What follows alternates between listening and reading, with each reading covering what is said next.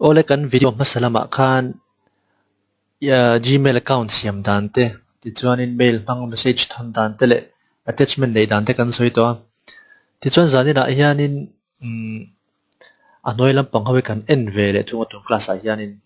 soin khanin number 5 na thleng hi chu kan ti to a ngai taila har sat na kan nei chuan in group kal tlang te po khan zo chel taila a thange i zirlai omlo class pe kan ni wang ki ni po i rin ma ni chu han soi chuan inenge ni han soi ngai nom thiam te po har view me chu wang chuan in group lampang kal tlang te po khan zo na kan nei chuan so chel taila chuan in soin khanin next a hian Google search engine chung chang te kan soi nga ti chuan in hei open a new Facebook account te kan tia Facebook account siam dan te page tun lai khowela do soi ngai to lo tura kan ngaya amar chu engam chen subject knowledge ka kan share tho ngai bang engam cha chu kan soi tho nga ti chuan next a hian in downloading pictures document music and software ka tiang chi download dan te kan soi nga ti chuan in watching and downloading music video from YouTube hen te page chu kan share sa ve kan ni to kha ti chuan online shopping te le helaya chat kan ti vel dan tura kha kan syllabus ina min zir rauti wang kan soi ve kha nga ya ti chuan ama sabera Google search engine hi han soi don te la search engine han ti hianin kan ril ro alo om tura kan du chu hei hi lom bi thla tai la in multiple choice in zir huna khanin chiang taren hriat anga lem nen te hianin han en la thil hriat te chiang du bi ka soi ro ta ya chuan search engine kan ti ka chu internet a thil kan va zon na mun taka khani mai ta entinan Google a thil kan chong thin ta Google a Facebook ti te kan chua so search engine ani chon thil zon na mun pui ti te pon zo tong chuan han da mai tai la ti chuan in a popular be chu kan hriat ang khen Google chu nia ti chuan in ki Yahoo kan ti te Bing kan ti te po hi an lar view thina ama ra chu search engine an na hi chon Google tuk pha le el pha hin meu lo ani pera kham te kham multiple choice a khan local the entinan which one of the following is not search engine tiang chi te khanin kan shet kha nga chu wang chuanin ka tiang chi khanin kan zir pa po khan kan ril ro khan lo ngai to thiam tai la khoi hingen ni velo ani velo kan shet don chon ani ve kha kan shet ngai ta ni ti chon hei ngawi search engine kan ti chu ni ta heng search engine mang tur hen browser kan mo ve thung ta ni chung browser a ti chuan heng hawi kan man popular deuh deuh te chu ni ta masapera chuan Google Chrome kan neya Google Chrome kan ti chu Google product khani maya kan hrefe kan hei Mozilla te kan neya ti chuan Internet Explorer te kan nei ta ni hei hi kan hriat tur chu Internet Explorer hi hei Windows kan an load hianin browser ron chom sa hi nei thin ta ni a default browser khang te kan multiple choice a khan zona local thei boka nge ni Windows ina browser ron chom a kha eng browser nge tiang chi te po khan zona lo om theya kha tiang khanin Internet Explorer ki kan lo hrianga ti chuanin apia chemi Microsoft Edge kan ti nen hianin Microsoft in siam chu ave ve nia ti chuan Windows kan an ti big taka hin Windows 95 atang khanin inbuilt in Windows hianin hemi browser hi ron kengtel ha thidani Google Chrome te Firefox te ka kan install kher lo ni point Windows khan king browser te keron nei thin ta ti chuan apia miang kan apia kan miang hi kan muang hian Safari kan tiang chi te ki engeni Apple company nan siam ve thung khan ta ka tiang chi te te kha zona om thei ni ta a king haw khi a popular zol chu ni ta hei UC browser kan ti te po phone te po kan man thin kha khang haw kha browser ania ti chuan a ma kan enta khaw kha search engine tinani chu ti chuan practical class an her all in theory a in hlawng tur tam tak kan ngai tu lo thei lo kan muang Google search engine a hianin khoi mi nge Amazon thin kan ti mai thea alema khanin han in le tai la khoi mi nge Amazon thina thil kan an search en khoi mi nge malo lang zel le tia zo na nei te ko kan om mai thea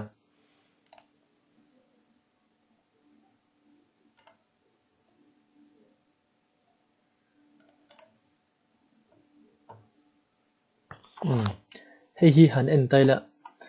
search engine kan man common hi Google kan ti hi ta ne Google hian internet kan thil dong te kan mamong te kan han search kha aron zong thin ta ti chuan aron display thin ta ni browser kan soin khan browser kal tlang khan search engine kan mang tin ani chu ti chuan Google browser hian in engtin nge search engine hrim hrimen ha tho kan ti chuan in kan hringa enge internet kan share pot angai internet kan ti chun network of network chi sang in zoom khom kha internet chu top mai helai tak khi ni ti tur kham chung lama network chi sang kan han in zoom khoma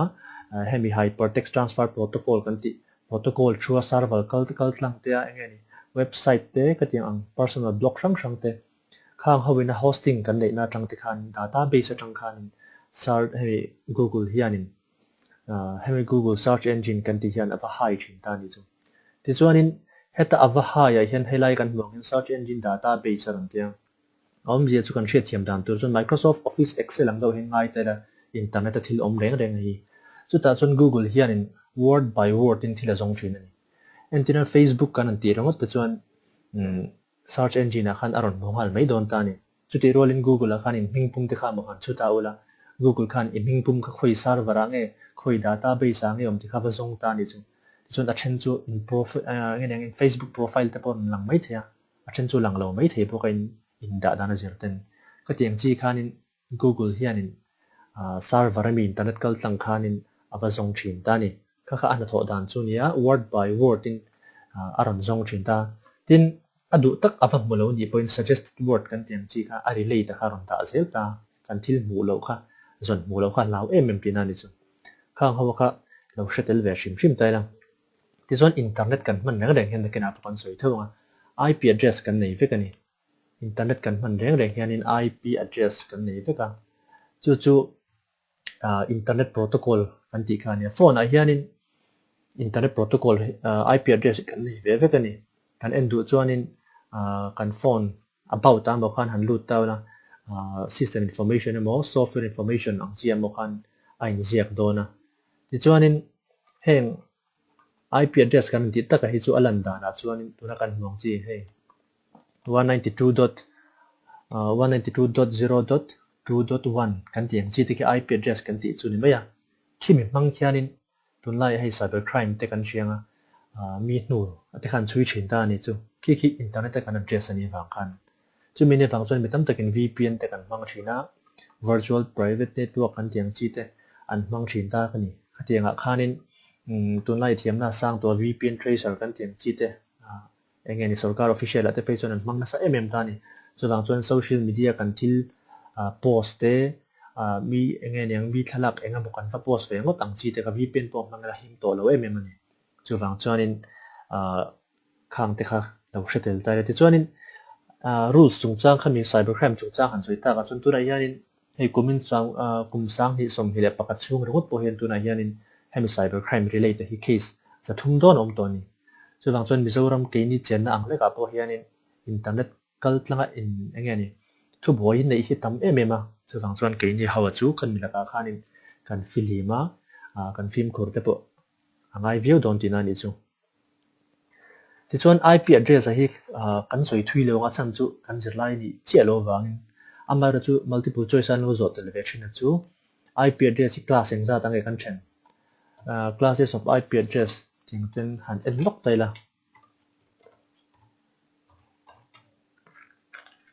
hi kan mu dan chu ni ta ni IP address hian soi dan chuan multiple choice ang chi a hi chuan in textbook reference kan nei a chuan class 2 ma then thin ania class A class B class C kan ti te ania ti chuan in anol puina kan man nang chi ho hi chu hemi 192 class kan ti hin ta ni engeni in lampang ka internet te po kha engeni han ping chinula kan IP address karon langa ti chuan ngatinge 192 tang kherin tan kherin ti chuan in a mobile engeni a maximum number of networks kan ti karon tam zelta aum je chu 192.168. kan chu chinanga 192.168.0.1 taki kan IP address lo ni ta sela heta yan ama sapper hi host ta ni aum je chu a host class kha kimi range mi ki ni thei don ti na ni chu 192 in kar tanga 223 in kar chen ni thei dona ti chuan anulam pang mi part jong hi network part kan ti ve thung ta ni ti chuan in hemi network part hian kan network atika kan split in kan transform thei ta chu bang chuan hen tu nang laia internet service provider tam tak point kimi class kimi pek chin hin ta a chan chu soeng khanin network a khat tam tak a transform thei ani wang khan ani ta ni chuan in kan share tur poimo zwala chuan class pathuma kan chen tin kan hrianga chu ta chuan class C hi popular ber ani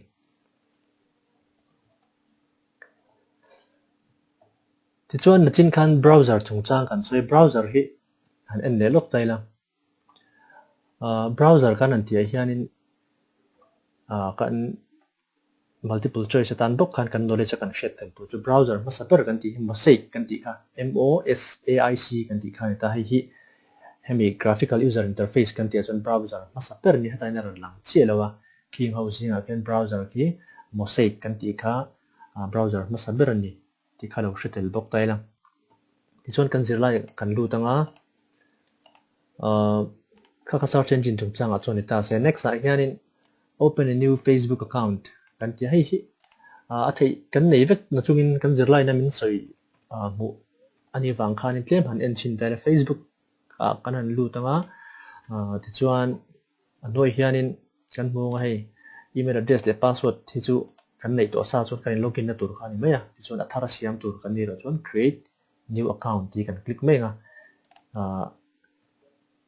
ti chuan hetai kan mu nga first name le surname kan tiang chi te kan chunga kan hing lo lan da du dan turang chi kha ti chuan phone number kan chu bok nga ti chuan kan password tu te kan chu cho to nuwa anoi kan date of birth te kan han chunga ti khanin gender kan thlan zo to nuwa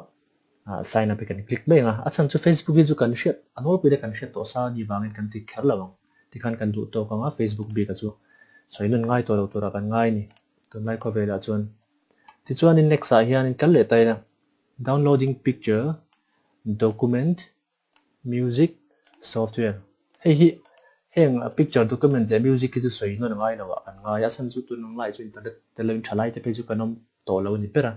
amar chu poi mo lai de chu software hi han thur bing do tai la a zong zong hi chu soi ngai lo tura kan ngai a software han ti hianin enge software han ti computer zir ni chun engam chen khai hriat ve ngai ta ni eng fangin nge software kan ti fo te kan manangai na chan chu ta chuan kan hriat tur chu software hi hlom lian deuh deuh chin ni ate thena ni ati pule ka buchen khara chuan chi thuma te thena ni bok ta ni ti chuan aw samjong chin ya kan soi menga tur class b ka chuan a chi khatna chuan application software kan nei ni chuan a pani le na chuan system software kan ti mai thina chu ta chuan in again the software chuan in lo ti ber kan an ti chuan application software big ama sa zo kan se ma sa ta le application ani angin software prakhatina product dang nei thei hawa kha application software kan ti ta ni entinan Microsoft Office kan nei ta Microsoft Office chu again in document siam nan te assignment ti nan te ti chuan in booklet siam nan te katiang khan page maker te po thil chi sang sang receipt siam nan te kan manga katiang chi thil product nei thei ang chi reng reng kha application software kan ti chu ni mai tawal samjong in ti chuan system software kan ti ve thung a chi ni nei ro kha chu specific purpose kan ti ta aum je chu entinan ina computer nei ta ni bazar train computer house train printer ivaleta ti chuanin a cable te kha in connect nok ta kha printer ri le khai le mang thei don me lo ni a chan chu i printer khan system software ama moni kating ang chi internet i printer kha HP printer te ni ta se HP printer a model ning 1408 tiang chi te kha lo ni ta se la ti chuan khami mil che i printer mil che driver kan tia chu mi driver chu system software kan ti khan ta ni ti chuan khami install nu khan i operating system i Windows kan ting chi te khan alo hre thiam chau ta i printer ina na a tho thei turang khanin alo thok thei don chau ti na ni chu katiang chi hawa kha system software kan tia lakina in multiple choice a bok khanin eng mania khan ron lang dona khangka kan soi til ngal bok ni ta selang ti chuan software kan download hianin tun lai chuan torrent te kan mang nan sa mar torrent man dan ang chi te ro chu class hanin zir tir vak chi ani lem lo kan chat nge ni hre to ro chuan kan hre thawai ti mai teng zir tir na han pe a official ang nei pui chi chu ni che lawa a chan chu kemi pirate ani wangin nge ni thil ru dan kan zir tir ang khani dona wangin khang zo ka chu kan ti lawanga amai ro chu kan man tlang lon thina chuan tun lai chuan get into PC software get into PC ti in search taila ta hian nge ni kan software ma mozola hi a crack ten hian aum thin da tin software crack han ti hrim hrim mai kan hriat tur chu engwangin nge Windows kan man te poi hei a genuine ni kan mangai lo ta tlang pui nol pui chuan i pirate kan tiang chi ang hawa kha kan man thin khan ta ni eng wang nge software ti a crack kan ti pu te lo hrengai lo te pawm thei nia chu ta chuan in om zia chu heti hian soi tum tai lang Windows operating system kan nei ta a le yara la chuan man to tak tur te pawh nia ni ma sela pirate kan lo install ta ti chuan kan Windows kha activate lo ngai ta ni om zia chu khami activation tak kha Windows server atanga eron activate tur ani ta ni an ma ni na service thatak tak an ron le ang chi te kha kan lei kha chuan kan nei thei don ani ma sela standalone computer kan ti hemi ina kan han kol ve thin hawai ro chuan kan ma mo kher lem lo ka ti kan hol pui chuan chu ti anga tak chuan kan Windows kha activate kha ngai ta ni Microsoft server atang khanin an ron activate thi si lo ga chan chu kan lei anga ewangin kan lei si lo chu mi le wang chuan offline na crack te kan nei ta software ata pawni nga ti khanin a crack om zia chu server atang ron activate kher ngai lo kan local server a khanin aron activate ta ni om zia chu computer a chuan kan hrianga hemi my computer kan an lu hian hey C drive kan ti hi program file so installation kan ti na chin khan ta ni chu ta chuan kan program install zong how kha a file ka ti hian in lo om ta kan computer a khanin chu ta chuan in henge ni kan software ina amamo chi sang ho ka installation file ka ta in om ta ti chuan hemi program file satang hian in local server ang chi karon host ta ni crack om je chu original copy ang chia khan server tak tak mang si lo khan local server lem kharon siam ta ti chuan kan software man to tak tak kan lei ngai tu te kha a thlonin local server a lo active ti na ni chu kha om je chu ni ta ni tu na hin entina nin hemi get into PC ti hin software han download chin taila don chin taila helai si ra hin search button om ha ta hianin Adobe Premiere Pro photo nge ne thalaka ha video han edit na chi software te kha han zong du taila typing mistake kan ei mai thei aron nang ta ni het hian kan mu ngai lai hianin show result a hianin Adobe Premiere Pro CC 2021 free download aron ti ta a han lu chin taila ti chuan so in khanin hemi get into PC lo koi thil dang tam tak oma mang nge yang torrent mang thin te pe chuan heng kan thil zir hijin mamo kher lo mai thia ma ra chu anol pina kan share ve ngai thil tam tak oma wangin ti chuanin anoi hian hei password 123 tiang chi te he ro aron om thin ta ni achan chu kan thil software download reng a hi zip file ang chi te namo kan download angai thin ta ka tiang zip file kha extract te ngai le thin tan chu mi ni wang chuan helai password ang chi te ki ya aki yang man tur kharon ni thin ta ti chuan tuna te pro tuna ka software search hi 1.7 GB ni ta ni chu kan han download don chinanga ari du tuna kan tilang vek lo nga zong ai chu tlang pui a click call da na khani mai ta sela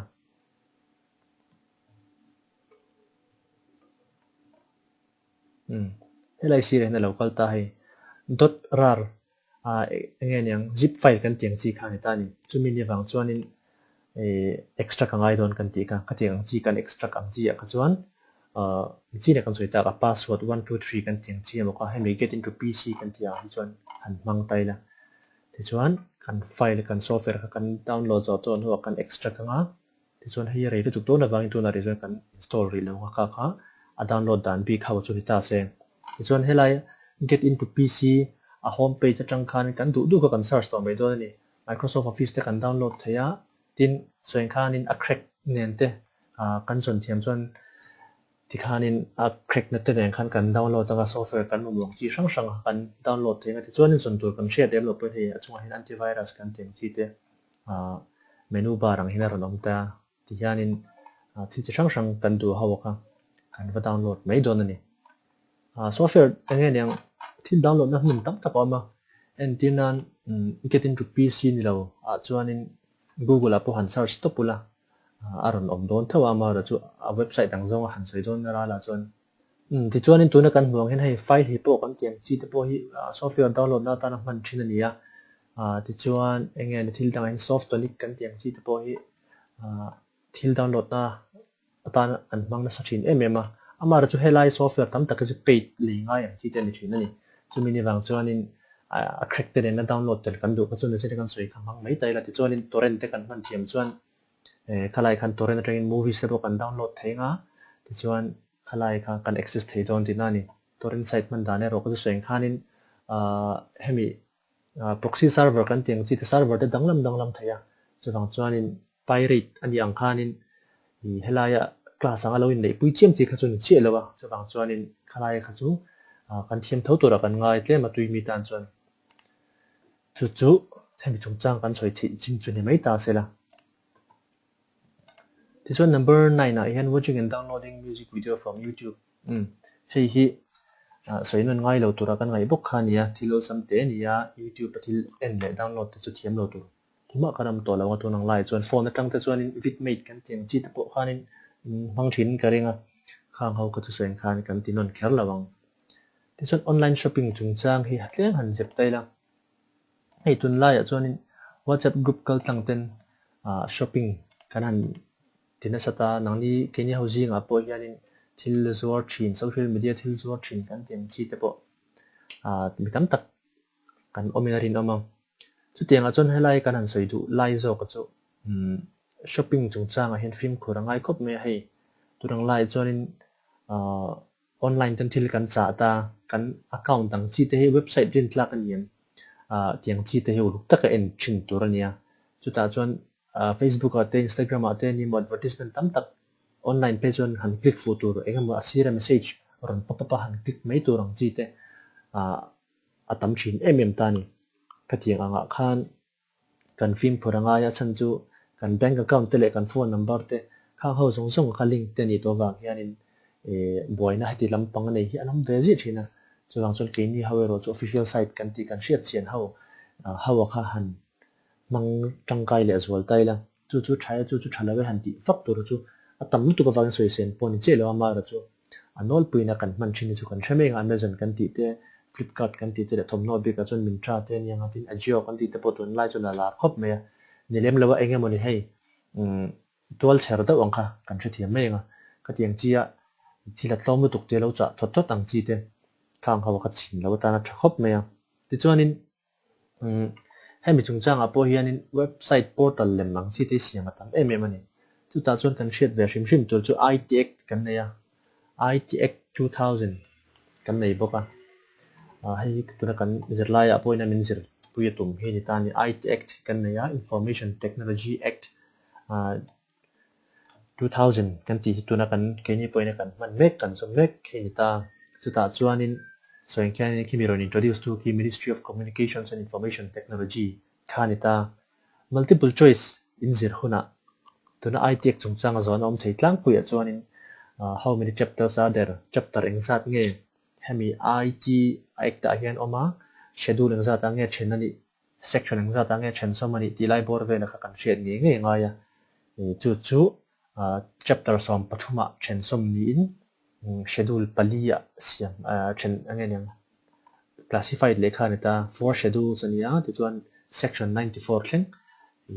he IT Act yom bok ni khatiang chi te kan zirla ya lo hritel bok taila ti chuan atop lampang nei do nila tuna kan thil zir tam tak chu kan hriat sa ve kani wang tlemin kan han soi chip chia ru tuk lo dong online chat using Gmail and Facebook kan tiang chi te hei tun la ya chuanin abik takin mai chia te pon yanga internet lampanga messenger a te ni mo social media mi an chen sa em tun lai kan hrepe kan thalai te chuan chuwang chuanin mi online chat chung sanga te po hianin film khurangai khop mai engani internet ai chuanin thil him tak tak yom theilo ti tiang thil secure tak tak yom theilo a case zerin man ro ti dan hi om zel ani chuwang chuanin chat manga mi engtin ama mi ti buai te ni mo mail account hack mang angen yang hack tu mang chi te mo ka tiang chi te sang po kha kan film khur kha ngai emema tin kan hriat le turata na kan handu po ka chu tuna kan zirlai hrim hrim hi engani practical lesson danga te po khan ani a soeng khanin tuna te po Microsoft Windows 2007 te kan lemang ta Office MS Office 2007 te kan lemang ta khatiang anga khanin matinge 2019 te latest do te tam to se matinge kan laman lat te zon ani te po kai nom mai thaya khatiang chia khan syllabus ina hayan technical le syllabus min siam ania ni chuan syllabus anga cái mà ni chuan kan kal mai kha ngai ta ni kha wang khan in kan practical lesson te poi hau tham to lek kan ti mai thaya mai ro chu kan soi tel zau du chu second semester lampanga hian in hemi diploma diploma in computer application kan te syllabus chan ve dang hi lo mani chu ta chuan in internet technology ang chi te computer networking te kan tia database management system te kan tia website siam dan te kan zir bok ani ka ti ang chi sang sang kha te ma advanced te ka second semester lampanga kan zir tel boka first sem hi chu anol puina internet engani awareness nei anga ingai taila computer le sangai reng lo ni mo internet le mang ve ngai reng lo poina a hriat nge tur thilang chi soina nia chulang chuan kan duang chuanin khopui mi te pei chuan kan du khop duan lo ti kan ring sa mai ro chu second sem le matlem advanced dawang chi tele tangkai zo wang te soi zau na khalom to na first semester TCA first sem hi chuanin anol puina hemilam panga ngeng knowledge kan nei theina tur tok vel chau syllabus duan ani tilai kha no hritel bok taila thang ti chuan hemi class big chu kan du tok anga engemaw har satna big te thiam lo ang chi te le hria thiam lo zo bel du kan nei te pon group kal tlang khan thla hrung mi lain han in zo zel taila a thange